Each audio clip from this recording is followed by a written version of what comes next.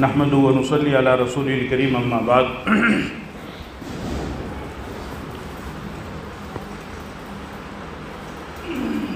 معزز علماء کرام، عزیز طلباء، ذمہ دار حضرات، ہم سب کی حاضری یہاں پر ایک انتہائی اہم مقصد کے لیے ہوئی ہے، اور موجودہ وقت میں وہ مقصد اتنا اہم اور اتنا ضروری ہے کہ اس مقصد نے اور اس فکر نے ہمارے اکابرین کی راتوں کی نیندوں کو اڑا کر رکھ دیا ہے، اور اگر اس وقت اس مقصد کی طرف ہم نے توجہ نہیں دی اور اس فکر کو ہم نے اپنا اوڑھنا بچھونا نہیں بنایا اور اس فکر کو اپنی فکر نہیں سمجھا، تو اس مقصد کے چھوٹ جانے کی وجہ سے یا اس مقصد میں کمی کوتاہی ہونے کی وجہ سے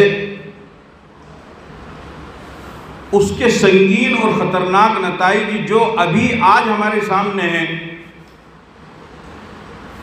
آنے والے وقت میں اس سے بھی زیادہ خطرناک نتائج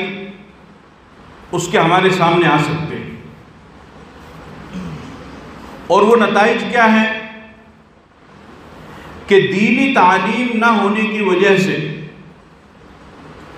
دینی تعلیم سے دوری کی وجہ سے آج ہمارے نوجوان لڑکے اور لڑکیوں کی ایک بہت بڑی تعداد وہ دائرہ اسلام سے خارج ہو رہی ہے، ایمان کو چھوڑ رہی ہے، جبکہ آپ حضرات اچھی طریقے سے جانتے ہیں کہ اس کائنات کی سب سے بڑی دولت اور نعمت اگر کچھ ہے تو وہ ایمان ہے۔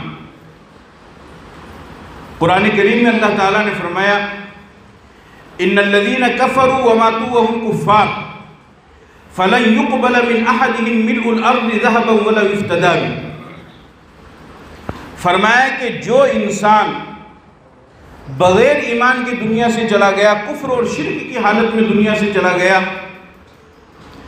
اگر کل قیامت کے دن وہ غیر ایمان والا اللہ سے یہ فریاد لگائے، یہ درخواست کرے کہ اللہ یہ زمین سے لے کر کے آسمان تک پورا کا پورا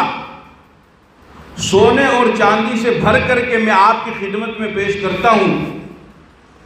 یعنی ایک بہت بڑا صرفہ جو سونے اور چاندی کی شکل میں ہے اور ایک مضبوط رقم ہے، فرمایا کہ اگر وہ یہ کہے کہ اس کو بھر کر کے میں آپ کی خدمت میں پیش کرتا ہوں، آپ یہ زمین و آسمان سے لے کر کے، زمین سے لے کر کے آسمان تک بھرا ہوا سونا لے لیجئے، لیکن میرے کفر اور شرک کو معاف فرما کر کے مجھے جہنم سے بری کر کے جنت میں داخل کر دیجئے، تو قرآن کا یہ اعلان ہے کہ اللہ پاک اس کے اس فدیے کو اور اس کی اس درخواست کو بالکل قبول نہیں کرے گا۔ یعنی اتنی بڑی دولت کہ زمین سے لے کر کے آسمان تک پورا کا پورا خلا سونے سے بھر دیا جائے، آپ اندازہ لگائیے یہ کتنی بڑی دولت ہوگی۔ وہ بھی اگر کوئی بندہ پیش کرے تو اللہ تعالیٰ اس کو بھی رد فرما دیں گے، اور اللہ تعالیٰ یہ فرمائیں گے کہ نہیں، اس کی ضرورت نہیں ہے، یہ بتاؤ تمہارے پاس میں ایمان ہے یا نہیں۔ اور وہ ایمان کسی ایمان والے کے پاس میں اگر رائی کے دانے کے برابر، ذرہ برابر بھی ہوا، تو اللہ تعالیٰ اس ایمان والے کو اس کے گناہوں کے بقدر اس کو سزا دے کر کے دوزخ میں اس معمول اسے ایمان کی وجہ سے ایک نہ ایک دن ضرور جنت میں داخل فرما دیں گے۔ لیکن جس کے پاس بالکل سرے سے ایمان ہے ہی نہیں، اور وہ اتنا بڑا تحفہ، اتنا بڑا ہدیہ اور فدیہ بھی اللہ کی بارگاہ میں پیش کرے، تو اللہ تعالیٰ اس کے ہدیے کو اور اس کے تحفے کو قبول نہیں فرمائیں گے۔ اس سے آپ اندازہ لگائیے کہ ایمان کتنی بڑی چیز ہے، کہ جنت میں داخلے کی پہلی شرط ہی ایمان ہے۔ اسی وجہ سے اس ایمان کو لانے کے لیے اور اس ایمان کی سلامتی اور تحفظ کے لیے اور اس ایمان پر برقرار رہنے کے لیے اللہ نے پیغمبروں کا سلسلہ چلایا، تو صرف ایک یا دو پیغمبر پر اکتفا نہیں کیا، بلکہ 1,24,000 انبیاء کرام کو دنیا میں بھیجا۔ اور قرآن کریم کی آپ تلاوت کیجئے تو ہر نبی کا جو بنیادی مقصد تھا اور بنیادی اعلان تھا وہ ایک ہی تھا، یا قوم اعبدوا اللہ ما لکم من الہ غیرہ، کہ اے میری قوم اللہ کی عبادت کرو، تمہارا اس کے علاوہ کوئی معبود نہیں ہے۔ یعنی توحید پر برقرار رہو اور وقت کے پیغمبر کو رسول اور نبی مانو۔ یہی ہمارے نبی نے آ کر کے کیا، اور پھر اسی کی وجہ سے خود انبیاء کرام جو منبع اور مرکز ہوتے ہیں ایمان کا، وہ بھی مار کھاتے رہے، قربانیاں برداشت کرتے رہے، تکلیفوں کو برداشت کرتے رہے، قربانیاں دیتے رہے، اور ان کے جو اصحاب تھے، ان کے جو صحابہ تھے ہر نبی کے، انہوں نے بھی قربانیاں دی، اور اخیر میں خاتم الانبیاء جناب محمد رسول اللہ صلی اللہ علیہ وسلم کے صحابہ، انہوں نے بھی اس کی وجہ سے قربانیاں دی، چاہے وہ خواتین ہو یا پھر وہ مرد حضرات ہو، لیکن انہوں نے اپنے ایمان کا سودا نہیں کیا۔ حضرت بلال رضی اللہ تعالیٰ عنہ کی تاریخ آپ کے سامنے ہے۔ حضرت بلال رضی اللہ تعالیٰ عنہ کو ان کا آقا امیہ وہ اسی بات پر سزا دیا کرتا تھا کہ تم عہد کا جو بول بولتے ہو اور عہد کی جو رٹ لگاتے ہو اس کو تم چھوڑ دو، میری تم سے کوئی دشمنی نہیں ہے۔ لیکن ان کو سنگلاخ پتھروں کے اوپر لٹا دیا گیا، ان کے سینے کے اوپر پتھر رکھ دیا گیا، اور ان کو نہ جانے کیسی کیسی اذیتناک اور ہیبتناک سزائیں دی گئی کہ ان کے جسم کے چیتھڑے بکھر گئے، اور ان کو سب کچھ اپنا قربان کرنا پڑا، یہاں تک کہ اپنے وطن کو چھوڑ کر کے ان کو ہجرت کرنا پڑا، اپنے بیوی بچوں کو قربان کرنا پڑا، اپنے گھر بار کو چھوڑنا پڑا، اپنی مال جائیداد کو سب کچھ کو قربان کرنا پڑا، کر دیا، لیکن ایمان کا سودا نہیں کیا۔ کیوں؟ اس وجہ سے کہ ایمان کی اہمیت ان کے سامنے ہے، اور صرف پریشانیاں اور تکلیفوں کی وجہ سے ایمان کا سودا ترک نہیں انہوں نے نہیں کیا، بلکہ ان کے سامنے حالات بھی آئے، ان کو بڑی بڑی پیشکشیں کی گئی، ان کو لالچ دیا گیا، ان کو حرص دیا گیا، ان کو طمع دیا گیا، اور ان کے سامنے پیشکشیں رکھی گئی۔ خود پیغمبر کے سامنے کفار مکہ نے ابو طالب کی موجودگی میں آ کر کے پیش کی کہ ابو طالب اپنے بھتیجے محمد سے پوچھو کہ وہ جو نبوت کا دعویٰ کر رہا ہے وہ کس وجہ سے کر رہا ہے؟ اگر وہ اس وجہ سے کر رہا ہے کہ وہ عرب کے اوپر بادشاہ بننا چاہتا ہے تو ہم بلا شرکت غیر اور بلا اختلاف اس کو اپنا بادشاہ اور حاکم ماننے کے لیے تیار ہے۔ اگر تمہارا بھتیجا محمد اس وجہ سے ہمارے درمیان تفریق پیدا کر رہا ہے اور ایک نئے مذہب کی، نئے دین کی ہم کو دعوت دے رہا ہے، وہ اگر مالدار بننا چاہتا ہے تو اس کو کتنے پیسے چاہیے وہ صرف منہ کھول کر کے بتائے، ہم دولت کا انبار اور دولت کا ڈھیر اس کے سامنے لگانے کے لیے تیار ہیں۔ اگر اس کے اوپر کسی نے جادو کر دیا ہے تو وہ ہمیں بتائے، ہم اس کا علاج کرانے کے لیے تیار ہیں۔ اگر وہ اس وجہ سے یہ کام کر رہا ہے کہ وہ عرب کی کسی خوبصورت حسینہ سے شادی کرنا چاہتا ہے تو وہ جس کی طرف انگلی اٹھا کر کے اشارہ کرے گا ہم اس کے ساتھ اس کا نکاح کرنے کے لیے تیار ہیں۔ آپ اپنے بھتیجے سے معلوم کیجئے وہ کس وجہ سے یہ کام کر رہا ہے، یعنی ہمیں ایمان کی دعوت کس بنیاد پر دے رہا ہے، ہمیں اسلام کی دعوت کس بنیاد پر دے رہا ہے، ہمیں توحید اور رسالت کی دعوت کس بنیاد پر دے رہا ہے، اور جو ہمارے باپ دادا 600 سال سے کرتے ہوئے آ رہے ہیں ان کو غلط کس بنیاد پر کہہ رہا ہے۔ اگر ان کا یہ مقصد ہے تو آپ معلوم کیجئے ہم ان کے اس مقصد کی تکمیل کے لیے اور اس مقصد کو پورا کرنے کے لیے تیار ہیں۔ ابو طالب آئے اور آ کر کے ساری باتیں آپ کے سامنے رکھی۔ آپ علیہ السلام نے ارشاد فرمایا کہ چچا جان یہ تو انہوں نے بہت چھوٹی بات کی، میں تو یہ کہتا ہوں کہ اگر یہ کفار مکہ میرے ایک ہاتھ میں سورج اور دوسرے ہاتھ میں چاند لا کر رکھ دے، تب بھی میں اپنے اس مقصد سے پیچھے نہیں ہٹوں گا جس مقصد کو دے کر کے اللہ نے مجھے مبعوث فرمایا۔ دیکھیے پیشکش کی جا رہی ہے لیکن ماننے کو تیار نہیں ہے۔ صحابہ کے سامنے پیشکش کی گئی، تمہیں حکومت چاہیے تم حکومت لے لو، تمہیں سلطنت چاہیے تم سلطنت لے لو، تمہیں دولت چاہیے تم دولت لے لو، تمہیں گھر مکان چاہیے تم گھر مکان لے لو، لیکن جس ایمان کی تم یہاں پر دعوت دینے کے لیے آئے ہو اس ایمان کو چھوڑ دو۔ انہوں نے تکلیفوں کو بھی برداشت کیا اور جو لالچ ان کو دیا گیا اس لالچ کو بھی انہوں نے ٹھکرا دیا، لیکن وہ اپنے ایمان کے اوپر برقرار رہے اور صحیح سالم رہے۔ کیوں؟ اس وجہ سے کہ ان کو اس بات کا علم تھا کہ یہ ساری کی ساری چیزیں فانی ہیں، چاہے وہ تکلیف والی ہو یا راحت والی ہو، یہ سب کی سب ایک دن ختم ہو جائے گی، لیکن اگر ایمان برقرار رہے گا تو دنیا میں بھی کامیابی ملے گی اور آخرت میں اللہ کی طرف سے کامیابی ملے گی۔ لیکن آج کیا ہو رہا ہے؟ آج آپ دیکھیے ایک مسلمان اپنے ایمان کا معمولی چیزوں پر سودا کر رہا ہے، معمولی چیزوں پر، یہاں تک کہ ایک مسلمان نوجوان لڑکا صرف ایک لڑکی سے محبت کرنے کی وجہ سے اپنے ایمان کو بیچ رہا ہے کہ صاحب میں اس سے محبت کرتا ہوں، میں اس سے نکاح کرنا چاہتا ہوں، میرا مذہب اسلام ہے، اگر یہ نہیں تیار ہے تو میں اسلام کو چھوڑنے کے لیے تیار ہوں، لیکن میں اس کے ساتھ یعنی معمولی سی محبت، وہ چلے گی نہیں چلے گی، وہ نکاح کتنے دن چلے گا نہیں چلے گا، وہ رشتہ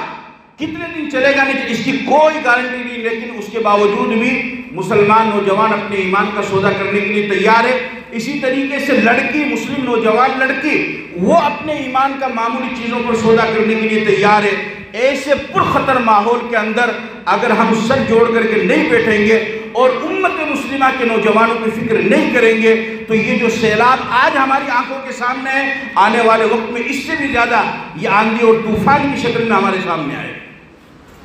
اس وقت اس پر روک لگانا اور بند لگانا ہمارے لیے بہت مشکل ہو جائے گا۔ اسی لیے ہمارے اکابرین، ہمارے علماء وہ سر جوڑ کر کے بیٹھے ہوئے ہیں، وہ فکر کر رہے ہیں، کوشش کر رہے ہیں، رات دن اس محنت کے اندر لگے ہوئے ہیں کہ ہم کس طریقے سے ایک ایک اپنے مسلمان نوجوان لڑکے اور لڑکیوں کے ایمان کو بچانے والے اور ان کو دینی تعلیم سے جوڑنے والے بن جائیں۔ یہ ایمان کب بچے گا؟ کہ جب بچپن سے ہی بچے کے دل کے اندر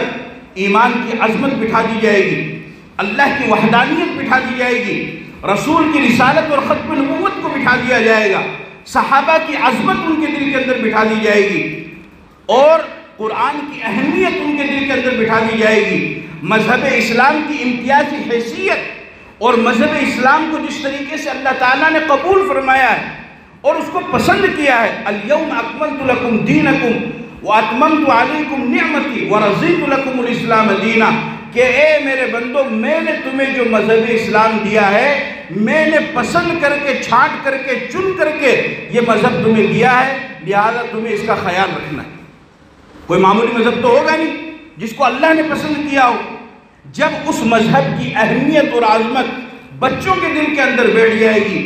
تو اللہ کی ذات سے امید ہے کہ آنے والے وقت میں پھر وہ بچہ اپنے ایمان کا کسی صورت میں سودا نہیں کرے گا، ہر قربانی کو وہ جھیلنے کے لیے تیار ہو جائے گا، لیکن وہ اپنے ایمان کا سودا نہیں کرے گا۔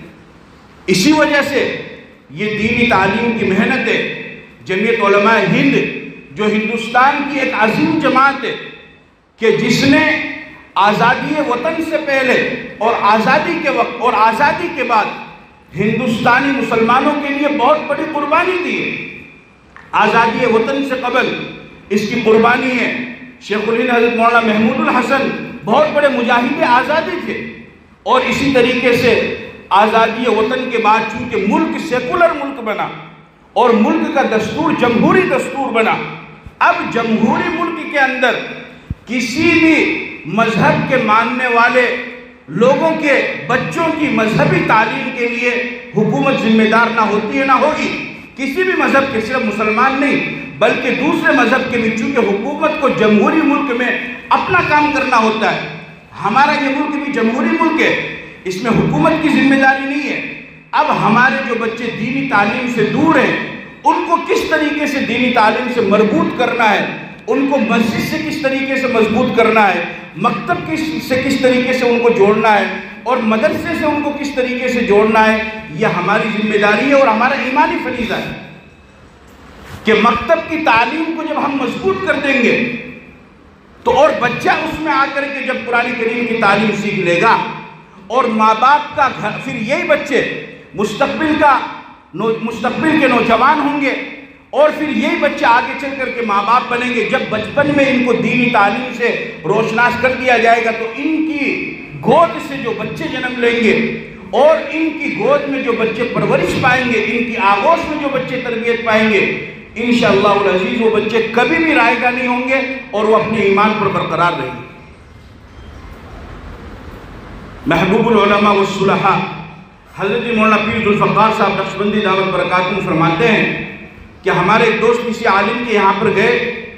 مہمانی کے طور پر، تو وہاں پر انہوں نے دیکھا کہ ایک بچہ 9-10 سال کا وہ بہت زبردست طریقے سے خدمت کر رہا ہے، یعنی کمرے کے اندر آتا ہے، بستر استر جھاڑتا ہے، تکیے وغیرہ لگاتا ہے اور واپس چلا جاتا ہے۔ جب وہ غسل کرنے کے لیے جاتے ہیں تو باہر وہ تولیہ وغیرہ لے کر کے تیار رہتا ہے، ادھر جوتے پالش کر کے رکھتا ہے، کپڑے استری کر کے رکھتا ہے۔ وہ بڑے حیران ہوئے کہ یار ان کی تربیت کس طریقے سے ہوئی کہ یہ بچہ بالکل بھی اپنے وقت کو ضائع نہیں کر رہا ہے۔ اب ان سے بات کرنا چاہے تو بات کرنے کا بھی وقت، اس لیے کہ وہ بچہ اپنا کام کرتا ہے اور نکل جاتا ہے۔ خیر، ایک مرتبہ وقت نکال کر کے ان کو یہ بھی معلوم تھا کہ یہ بچہ اپنے بہن بھائیوں میں سب سے بڑا ہے۔ ایک مرتبہ وقت نکال کر کے انہوں نے ان سے پوچھا کہ بیٹا تم ماشاءاللہ اتنے بہترین طریقے سے تمہاری تربیت ہوئی ہے اور اتنی سی چھوٹی سی عمر کے اندر اتنا ڈسپلن تمہارے اندر آ چکا ہے اور تم بہن بھائیوں میں سب سے بڑے ہو، تو یہ تمہارے اندر کیسے آئے؟ وہ فرمانے لگے کہ وہ مجھے میری اپنی اس تربیت کے بارے میں بتلاتا، میرے اس جملے پر فوراً مجھے ٹوکا اور کہنے لگا کہ حضرت آپ کیسی بات کر رہے ہیں، میں کب سے بڑا ہو گیا؟ بڑا تو صرف اور صرف اللہ ہے۔ میں کب سے بڑا ہو گیا؟ بڑا تو صرف اور صرف اللہ ہے۔ ہاں آپ یہ کہہ سکتے ہیں کہ بہن بھائیوں میں میری عمر زیادہ ہے۔ اب بتاؤ ہم میں سے کتنے لوگوں کے ذہن کے اندر آج تک یہ خیال آیا کہ بھئی بڑا تو اللہ ہے؟ حالانکہ یہ کوئی غلط نہیں ہے، صحیح ہے، درست جواب ہے، لیکن بچے کی تربیت اس طریقے سے، تو بچے کا دل بچپن کے اندر ہی وہ بالکل صاف تختے کی طرح ہوتا ہے، اس کے اوپر آپ جو نقش کر دیں گے بچہ اسی چیز کو لے لے گا۔ جمعیت علماء ہند جو ہندوستان کے مسلمانوں کی نمائندہ تنظیم ہے، کہ کہیں پر کسی بھی طرح کی کوئی بھی پریشانی یا کوئی تکلیف آتی ہے تو جمعیت علماء ہند سب سے پہلے آگے آ کر کے مسلمانوں کا دفاع کرتی ہے، ان کا تحفظ کرتی ہے اور ان کو تحفظ فراہم کرتی ہے۔ بے شمار مقامات پر کہیں سیلاب آ گیا، کہیں مصیبت آ گئی، کہیں تکلیف آ گئی، کہیں پر گھروں کو جلا دیا گیا، یا کسی اور معاملات میں کہیں پر کوئی معاملہ ہو گیا، تو سب سے پہلے جمعیت علماء ہند کے اکابرین جاتے ہیں اور جا کر کے ان کی دیکھ بھال کرتے ہیں، اور بلا تفریق مذہب و ملت انسانیت کی بنیاد پر جمعیت علماء ہند خدمت کرتی ہے۔ ابھی تازہ واقعہ آپ کے سامنے ہے کہ مہاراشٹر کے اندر 12 مسلم نوجوانوں کو پھانسی دی گئی، پھانسی کی سزا سنائی گئی، جن میں سے کچھ کو عمر قید اور کچھ کو پھانسی کی سزا سنا دی گئی۔ کورٹ نے ان کو پھانسی کی سزا سنائی، جمعیت علماء ہند نے ان کا کیس لڑتے رہے یہاں تک کہ اللہ رب العزت کے فضل و کرم سے اور جمعیت علماء کی محنت سے 21 تاریخ کو ان تمام نوجوانوں کو باعزت کورٹ سے رہائی ملی۔ آپ بتاؤ کوئی معمولی بات ہے؟ اور کتنے سال بعد رہائی ملی؟ 19 سال کے بعد۔ 19 سال کے بعد اگر کسی بیوی کو اس کا بچھڑا ہوا شوہر مل جاتا ہے، بچوں کو ان کا باپ مل جاتا ہے، بہنوں کو ان کا بھائی مل جاتا ہے، چھوٹے معصوم بھائیوں کو ان کا بڑا بھائی مل جاتا ہے، اور گھر کے اندر وہ فرد موجود ہو جاتا ہے، آپ بتاؤ یہ کوئی معمولی بات ہے؟ یہ کوئی معمولی بات نہیں، کوئی چھوٹی بات ہے؟ کون سامنے آتا ہے؟ جب کسی کے اوپر جرم کا ٹھپا لگتا ہے تو اچھے لوگ پیچھے ہٹ جاتے ہیں، اپنے نمبرات کو بند کر لیتے ہیں، لیکن جمعیت علماء چونکہ یہ مظلوموں کی جماعت ہے تو یہ سینہ تان کر کے سامنے کھڑی ہوتی ہے، اور جہاں کہیں بھی پورے ملک کے اندر مسلمانوں کے اوپر ظلم ہوتا ہے اس کا دفاع کرتی ہے، اس کا تحفظ کرتی ہے۔ آج بھی جہاں کہیں ہو رہا اور آئندہ بھی جہاں کہیں ہوگا، جمعیت علماء انشاءاللہ اس کے لیے کام کرے گی۔ یہ علماء کی تنظیم ہے، ہمارے اکابرین اور بزرگوں کی تنظیم ہے، اور آپ اس کو آسان لفظوں میں سمجھو تو یوں سمجھ سکتے ہیں کہ یہ حفاظتی دستہ ہے، یہ حفاظتی دستہ ہے کہ مساجد والے مساجد چلا رہے ہیں، مدارس والے مدارس چلا رہے ہیں، مکاتب والے مکاتب چلا رہے ہیں، خانقاہ والے خانقاہ چلا رہے ہیں، تبلیغ والے تبلیغ کر رہے ہیں، مراکز والے مرکز چلا رہے ہیں، جہاں کہیں سے بھی جیسا کیسا بھی دین کا کام لوگ کر رہے ہیں وہ اپنے طور پر کر رہے ہیں، لیکن خدا نخواستہ کسی بھی وجہ سے نفرت کی آڑ میں نفرت کا شکار ہو کر یا اپنی غلطیوں اور کوتاہیوں کی وجہ سے ان کے اوپر کسی بھی طرح کے حالات آتے ہیں تو میرے بھائی کوئی بھی سامنے آنے کے لیے تیار نہیں ہوتا ہے۔ جمعیت علماء سب سے پہلے سامنے آتی ہے اور ان کا دفاع کرتی ہے اور جمہوری دستوری دائرے میں رہ کر کے ان کے لیے کام کرتی ہے۔ یہ کوئی سیاسی جماعت نہیں ہے، صرف اور صرف مذہبی دینی تنظیم اور دینی جماعت۔ قائد جمعیت حضرت مولانا محمود مدنی صاحب دامت برکاتہم فرماتے ہیں کہ اگر کوئی انسان جمعیت علماء کے ہند کے کام کو دین کا کام نہیں سمجھتا ہے تو وہ آج ہی جمعیت کا کام کرنا چھوڑ دے۔ آپ جمعیت کے کام کو صرف اور صرف اللہ کی رضا کے لیے کیجئے اور دین کا کام سمجھ کر کیجئے، ثواب کی نیت سے کیجئے، تو جس طریقے سے آپ کو مدرسے میں پڑھانے پر، مسجد میں نماز پڑھانے پر ثواب ملتا ہے، جمعیت علماء کے کام کرنے پر بھی آپ کو ثواب ملے گا، اس لیے کہ کسی مظلوم کی مدد کرنا، کسی بے سہارا کا سہارا بن جانا اور کسی کمزور کا سہارا بن جانا اور کسی قیدی کو آزاد کروا دینا اور کسی بے قصور کو آزادی دلوا دینا، گرفتاری سے اس کو آزاد کرا دینا، باعزت اس کو رہائی کر دینا، یہ بھی بہت بڑی عبادت ہے اور ثواب کا کام ہے۔ جمعیت علماء ہند کے اس وقت الحمدللہ ملک بھر میں 32 شعبے، ان میں جمعیت اوپن اسکول بھی ہے اور یوتھ کلب بھی ہے، اس طریقے سے اور بھی بہت سارے شعبے، ان کی تفصیل کا وقت نہیں ہے۔ اسی شعبے میں جمعیت علماء ہند کا ایک اہم شعبہ ہے دینی تعلیمی بورڈ۔ دینی تعلیمی بورڈ کا مقصد کیا ہے؟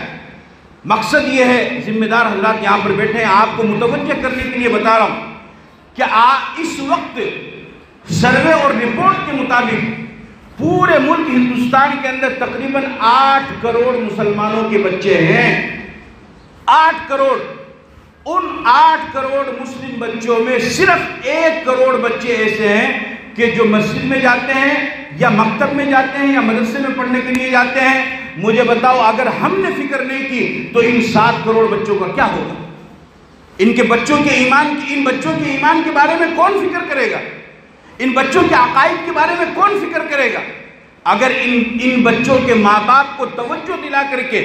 دھیان دلا کر کے علماء اپنی ذمہ داری کو ادا کریں گے بچوں کو تعلیم دے کر، اور آپ ذمہ دار حضرات بچوں کو جوڑ کر کے اپنی ذمہ داری کو پورا کریں گے، اس طریقے سے جب ہم مل جل کر کے محنت کریں گے ایک ساتھ ہو کر کے بغیر کسی اختلاف کے، تو امید ہے کہ یہ مزید بچے بھی ہمارے سامنے آئیں گے۔ اور یاد رکھیے اگر آپ کی محنت سے اگر ایک بچہ بھی کامیاب ہو جاتا ہے اور وہ جہنم سے بچ کر کے جنت میں جانے والا بن جاتا ہے تو یہ آپ کی مغفرت کے لیے اور جنت میں جانے کے لیے کافی ہو جائے۔ آپ نے فرمایا علی اگر ایک آدمی بھی تیری وجہ سے راہ راست پر اور ہدایت پر آ جاتا ہے تو 100 اونٹ خیرات اور صدقہ کرنے سے یہ زیادہ بہتر ہے۔ لَأَن يَهْدِيَ الرَّجُلُ بِكَ خَيْرٌ مِّنْ حُمُرِ النَّعَمِ، 100 ضرب اونٹ تو صدقہ کرے اور ایک آدمی کو جو جہنم میں جانے والا ہے اپنے کفر اور شرک کی وجہ سے، غلط عقیدے کی وجہ سے وہ جنت میں جانے والا بن جائے، فرمایا کہ یہ تمہارے لیے بہتر ہے۔ ان بچوں کی فکر کون کرے گا میرے بھائی؟ ان بچوں کی فکر ہمیں ہی کرنی پڑے گی، ہمیں توجہ دینی پڑے گی۔ کوشش کریں کہ ہمارے محلے اور ہماری بستی کے 100% بچے وہ مکتب سے جڑنے والے بن جائیں۔ مدرسے تو اپنے طور پر اپنی جگہ پر کام کر رہے ہیں، مدرسے میں جانے والے سچر کمیٹی کی رپورٹ کے مطابق بچوں کی تعداد صرف 2%، 98% ہمارے بچے اسکولوں کے اندر جاتے ہیں۔ اسکولوں میں کیا سکھایا جاتا ہے اور آنے والے وقت میں کیا سکھایا جائے گا، یہ مفتی صاحب ابھی آپ کے سامنے وضاحت کریں گے کہ کس طریقے سے اس نصاب کو تیار کیا جا رہا ہے، کس طریقے سے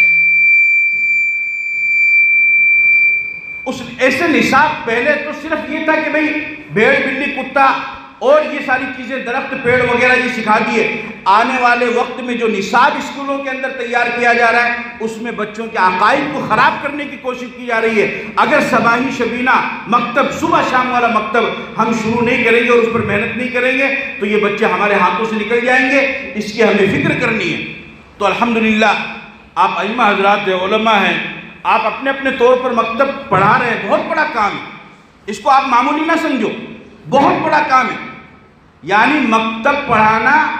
یہ جس طریقے سے بخاری اور مسلم پڑھانے والے کو ثواب ملتا ہے، اس سے بھی زیادہ ثواب مکتب پڑھانے والے کو ملتا ہے، اس لیے کہ یہ بنیاد کو مضبوط کرتا ہے۔ آپ بنیاد کو لے کر کے چل رہے ہیں۔ اگر آپ کے پاس یہ بچے الف با پڑھ کر کے مکتب کی تعلیم حاصل نہیں کریں گے تو یہ اوپر بخاری مسلم پڑھنے والے نہیں بن سکتے، یہ فقہ پڑھنے والے نہیں بن سکتے، آپ ہی ان کو تیار کر رہے ہیں۔ تو علماء ربانیین میں آپ کا شمار ہے، آپ اپنے آپ کو معمولی نہ سمجھے،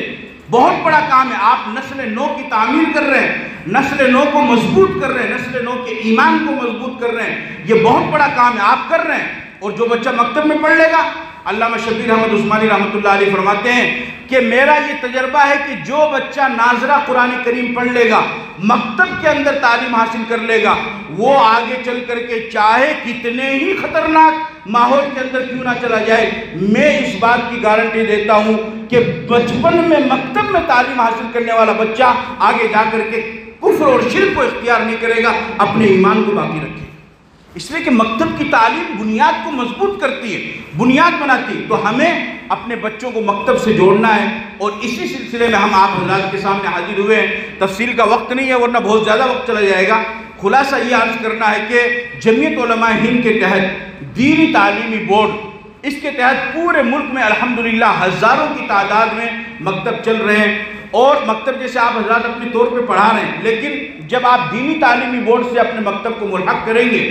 تو اس میں نظام تعلیم کیا ہوگا، نصاب تعلیم کیا ہوگا، طریقہ تعلیم کیا ہوگا، اور نگرانی کس طریقے سے ہوگی۔ اس کا مطلب ہے منظم مکتب، بچوں کو کس طریقے سے پڑھانا ہے۔ تو مرکز سے ذمہ دار آئیں گے، جمعیت علماء ہند دفتر دہلی سے، اور وہ ہمیں آ کر کے بتلائیں گے۔ جب اس طریقے سے ہم اپنے بچوں کو تعلیم دیں گے تو بہت کم وقت میں ہم زیادہ اپنے بچوں کو تعلیم دینے والے بن جائیں گے۔ اس کے سلسلے میں 3 باتیں مجھے آپ سے عرض کرنی ہے۔ پہلی بات تو یہ ہے کہ جتنے آپ حضرات یہاں پر موجود ہیں، جو ذمہ دار حضرات ہیں اور جو علماء ائمہ ہیں، سب سے پہلے تو آپ جمعیت علماء ہند کے ممبر بنیں، ممبر سازی میں آپ ضرور شریک ہوں۔ ایپ آتا ہے، موبائل میں ڈاؤن لوڈ کر لیں جمعیت علماء کے نام سے، ان میں خود بھی ممبر بنیں اور اپنی فیملی کو بھی ممبر بنائیں۔ جمعیت علماء ہند کا ممبر بننا یہ بھی ہندوستانی شہری ہونے کا ایک بہت بڑا سرٹیفکیٹ ہے، بس خلاصہ یہ سمجھ لو۔ آپ اپنے گھر والوں کو شامل کریں، بچوں کو شامل کر لیں، دوستوں کو شامل کریں۔ دوسرا، جھنجھنو کی کمیٹی بنی ہے ضلع کی، 14 جنوری کو وہاں پروگرام ہوا تھا 2025، مفتی صاحب کو اس کی ذمہ داری دی گئی ہے۔ تو ہم لوگوں نے اب دورہ شروع کیا ہے تحصیل وائز، الحمدللہ کافی جگہ پر چلے گئے ہیں، 1-2 جگہ اور باقی رہ گئی ہے، اور الحمدللہ ہر جگہ سے اچھے اثرات ہمیں نمایاں نظر آئے، کیونکہ اس سے پہلے ہمارے ضلع جھنجھنو کے اندر یہ کام نہیں ہوا تو شروعات ہی ہے۔ تو اسی سلسلے میں آپ کے پاس میں آئے ہیں کہ اولاً آپ بھی اپنے مکتب کو دینی تعلیمی بورڈ سے ملحق کریں، اور اس کے لیے مکنگڑ کی آپ پہلے تو ایک کمیٹی بنائیں، اس میں 7 آدمی ہو یا 11 آدمی ہو، جو بھی ذمہ دار ہیں، ان میں 3 کو ذمہ دار، باقی سارے کارکنان رہیں گے۔ چونکہ آئندہ جب کبھی بھی کوئی رپورٹ لینی ہوگی یا کچھ معلوم کرنی ہوگی تو ضلع کی جو کمیٹی ہے وہ تحصیلی کمیٹی سے رابطہ کرے گی، بار بار اس طرح کے پروگرام منعقد نہیں ہو سکتے، اس کو تو آپ بھی جانتے ہیں اور آپ بھی نہیں آ سکتے بار بار۔ دوسرا، تربیتی ورکشاپ ہوگا 1 روزہ، یعنی فجر سے لے کر کے عصر تک، ظہر کا مسئلہ ہوگا، اگر قریب والے لوگ ہیں تو وہ موٹر سائیکل جا کر کے نماز پڑھا کر کے آ جائے، یا پھر ایک وقت کے لیے کسی کو کہہ دیں۔ اس تربیتی ورکشاپ میں جو ذمہ دار آئیں گے مرکز سے،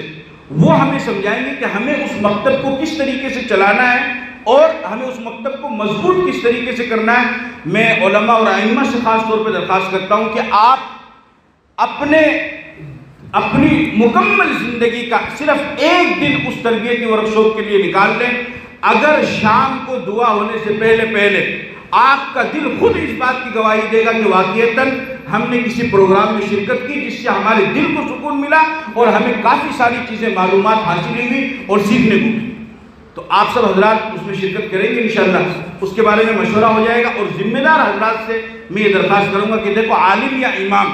اکیلا کچھ نہیں کر سکتا ہے، ہمیں آپ کا تعاون چاہیے، آپ کا ساتھ چاہیے۔ آپ بھی اس ورکشاپ میں آئیں، اس میں تشریف لائیں، جس طریقے سے بزرگان دین ہمیں بتلائیں گے اس طریقے سے ہم کریں، اور جو ترتیب وہ بتائیں گے اس ترتیب کے مطابق آپ بچوں کو تیار کریں اور پھر ان کو تعلیم دینا یہ امام کی اور عالم کی ذمہ داری ہے۔ تو آپ بھی ہمارا تعاون کریں، ہم آپ کا تعاون کریں گے۔ آپ بچوں کو لے کر کے آئے، ہم ان بچوں کو اس طریقے سے مل جل کر کے جب ہم کام کریں گے تو انشاءاللہ یہ فضا سازگار ہوگی، اور یہ کفر و شرک کے جو بادل منڈلا رہے ہیں یہ بادل ختم ہوں گے، اور ہم حتی الوسع جو کوشش کر سکتے ہیں وہ کوشش کر کے اللہ کے دربار میں کل بری ہو سکتے ہیں کہ ہم نے جو کوشش کی تھی وہ کوشش ہم نے کی۔ باقی فیصلہ اور باقی ہدایت وہ اللہ کے ہاتھ میں، وہ کسی انسان کے ہاتھ میں نہیں ہے۔ محنت کرنا ہمارے ہاتھ میں، نتیجہ ہمارے ہاتھ میں نہیں ہے۔ ہم محنت کرتے ہوئے دنیا سے چلے جائیں۔ یہ چند گزارشات تھی جو میں نے آپ کے سامنے رکھی۔ اسی مقصد کے لیے جمعیت علماء جھنجھنو کی یہ ذمہ دار حضرات آپ کے سامنے آئے ہیں۔ آپ حضرات سے درخواست ہے کہ آپ اس کا ارادہ کریں، کوشش کریں اور ہمارے اس نظام میں ہمارا ساتھ دیں، اور اگر آپ اس میں کوئی رائے مشورہ اور نیک مشورہ دینا چاہتے ہیں تو نیک مشورہ بھی دے، چونکہ ہم بھی انسان ہیں اور ایسا نہیں کہ ہم سے غلطی نہیں ہو سکتی ہے۔ آپ کا کوئی مفید مشورہ ہوگا تو ہم اس کو کمیٹی میں زیر غور لائیں گے اور پھر انشاءاللہ اس کے مطابق ہم فیصلہ کریں گے۔ اللہ تعالیٰ عمل کی توفیق عطا فرمائے۔ وآخر دعوانا الحمدللہ رب العالمین۔